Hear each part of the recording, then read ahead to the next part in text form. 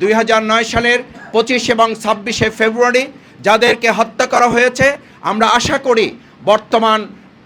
অধিষ্ঠিত সরকার এই ব্যাপারে অগ্রাধিকার ভিত্তিতে যত হত্যাকাণ্ড হয়েছে তার মধ্যে এটা চাঞ্চল্যকর একটা হত্যাকাণ্ডই শুধু নয়, এটা বাংলাদেশের জন্য স্পর্শকাতর একটা বিচারের ব্যবস্থা। সুতরাং বর্তমান প্রধানমন্ত্রীর কথা যদি সত্য হয়ে থাকে এবং তিনি যা বলেছেন তা যদি দেশপ্রেমের জায়গা থেকে বলে থাকেন, তিনি তার শপথের জায়গা থেকে বলে থাকেন, আইনের শাসন তিনি কায়েম করবেন, যে 3-4টি মূল কথা তিনি বলেছেন তার প্রথম পয়েন্ট ছিল